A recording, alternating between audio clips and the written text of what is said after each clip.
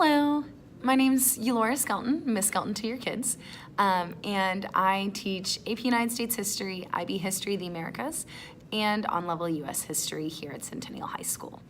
This is my third year here at Centennial. A little bit of background about me.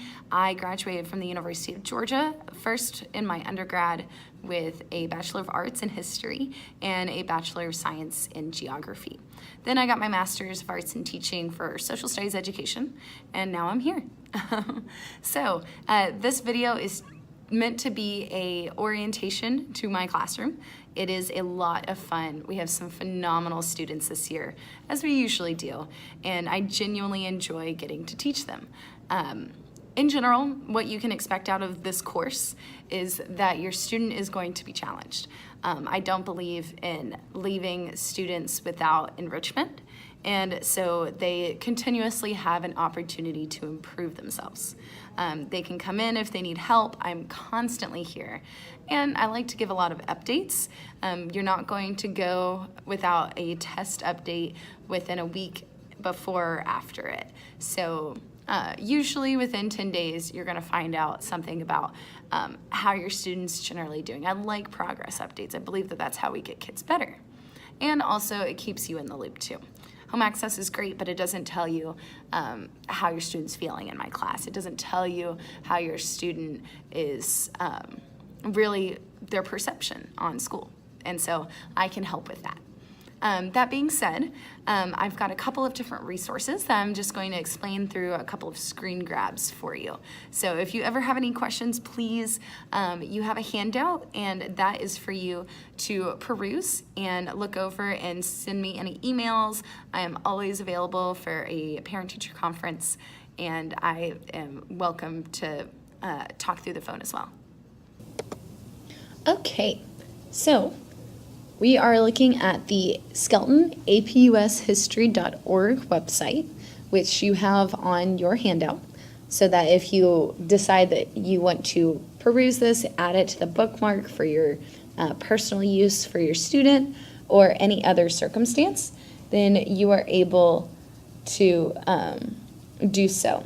And so you'll notice that this calendar has many different places. This website has plenty of different places for you to look through. And I think the most important part is just to go from top to bottom. And so for the start, it's kind of a generalization looking in to how we approach U.S. history in APUSH. So for AP United States History, we have several themes that College Board has determined. And so American and National Identity, Politics and Power, Work Exchange and Technology, Geography and the Environment, Migration and Settlement, Culture and Society, and America and the World all determine how students look at history, how historians formulate their perspectives and interpretations. And this is how this class is structured, is looking at these different themes and working with them, and ultimately allowing your student to come up with their own personal interpretations on this history and utilizing informed decision-making to do so.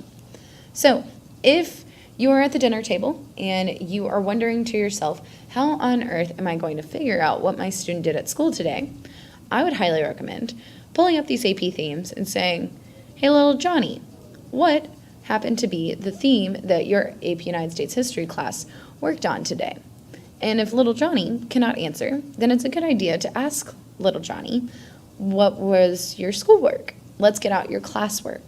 And that way you can focus in really well on where your student is having problems. For example, if we were talking about the continuity of salmon runs, that's going to be geography and the environment.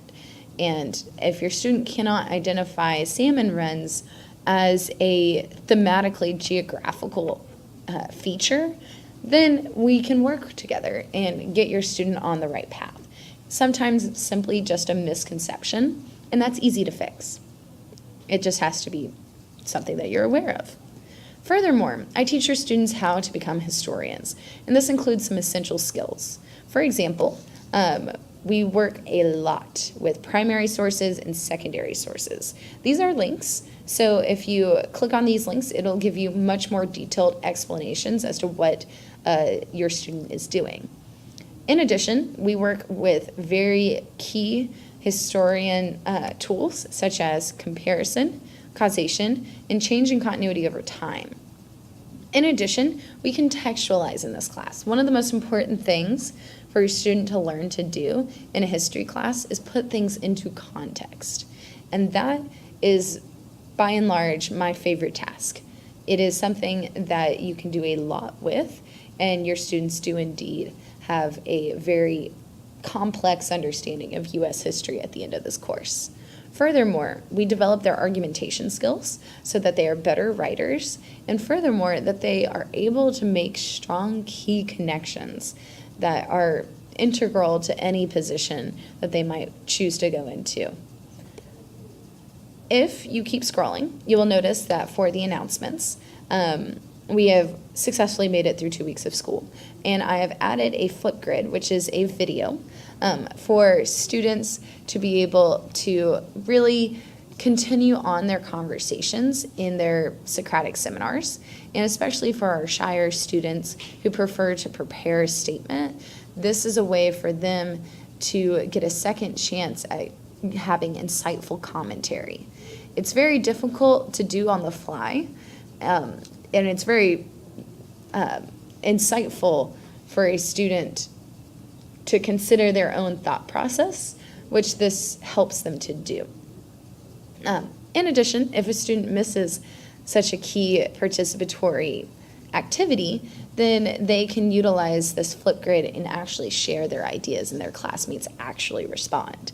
It's really key to continuing their learning. So please, if your student you notice is not getting 100s on a Socratic seminar, which is a performance-based assessment, then please encourage them to get on the Flipgrid and continue their learning, because that's how students make 5s, is when they continuously talk through what they've learned.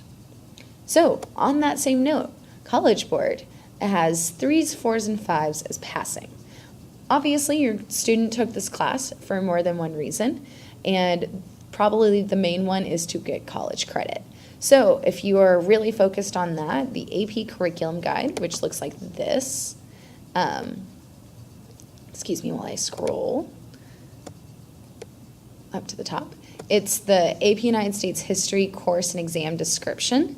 This is what I utilize to create the curriculum for this course, and ultimately this is their best study tool. So bypass everything here. Y'all don't need it. It's more for me. And then starting on page 29, we have key concepts. This is the exact same thing as the material to master on the calendar. And so these key concepts are exactly what they're going to be tested on. And this is how they will study in this course, really. What they should do is print out or on OneNote, download this, and actually start writing examples, case studies, anything we talk about in class in this empty space, and that's how you study. When we have our first tutorial on Thursday, your student will have an opportunity to have a much more structured version of this as our study guide. And so that's what I have them do. So this is, by and large, your best study tool. And if your student neglects to utilize these key concepts, they will find this course to be much more difficult than it needs to be. So going back, looking more at these quick links, the biggest complaint I ever have from students is they don't want to read their book. Unfortunately, we cannot avoid reading textbooks.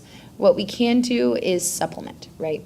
So when your student has had too much, or frankly, they just lack the motivation, get them on these APUSH lectures, and that will get them the same information. For an auditory learner, it's perfect. In addition, there's a couple of other links. If you're curious, like if your student's struggling with their writing, then there's a link for them to get some help, some practice test questions, my email, the school's website, and then finally, if they want to learn more about AP and College Board, or go to Mr. Hennessy's AP World website. The link you probably care the most about, everyone does, is going to be the calendar. So this calendar is their end-all be-all.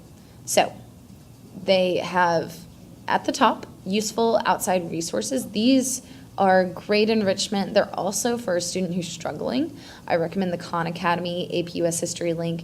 Crash course videos are included in homework. If your student struggles with a narrative, they don't really know what to say about US history, then maybe a subscription or just watching the History Channel's America, the Story of Us will actually help them to kind of get a handle on that. So to orient you to this calendar, because I know it's different, it is first and foremost numerical. I do not put August 28th. It is day 1 or day 2. Currently today is day 16. So on the left in blue, you have day and the numerical date that they will be working with. And it is your student's responsibility to ask what day is it or to look over at the colorful blocks and just see it. It's really not difficult to keep track of. It's something simply that a student has to learn responsibility on. Then the time period to orient your student into what periods we're working on. And then finally, in the middle here, we have skill. Usually it's going to be one of those historian-based skills. And the material to master over here on the right is going to, of course, be these key concepts. So technically, they don't even need to go to that curriculum guide because I give them exactly what they're doing in class for that day. So if you go to the next line, you will see the bright blue is the classwork, and it's a general vibe of what they're doing. There's homework always. It might not necessarily be reading. It could be flashcards. It could be a assignment, or it could be a video. And these are things that your student needs to stay on top of. If there's homework there or a suggestion to study, the expectation is that they do so. Neglecting to do so is going to make your student struggle. That's it. Furthermore, there are documents and resources utilized. And so, looking at this, I have a lot of space for this, but typically it's linked, so it's not really too big of a deal. If you keep scrolling, you will notice that it just keeps going, and that is the point. Your student will never, ever have to come into my class and wait and try and figure out, what did we do yesterday? What did we do yesterday? Because it's here, all ready for them. And that makes me very happy, because that way there's no question. They just look, they find out, oh, I missed day 5. What did I miss on day 5? Well, I missed the mock trial ending, so I probably should ask about that. And I probably need to find notes for the lecture. So that's good to note. In addition, you'll notice that there are flashcards. These can only be exempted if your student scores above an 85, so an 86 or above on their first unit test, which is coming up on day 24 in 2 weeks. And they will do that. They will turn in their flashcards on that day. So if you have any questions, I highly recommend sending me an email at skeltone@fultonschools.org, or alternatively, you can work through the links, skeltonapushistory.org, and just click down here and it'll work just fine. So if you have any questions, please don't hesitate to ask them. I am more than willing to help your students out. Thank you so much.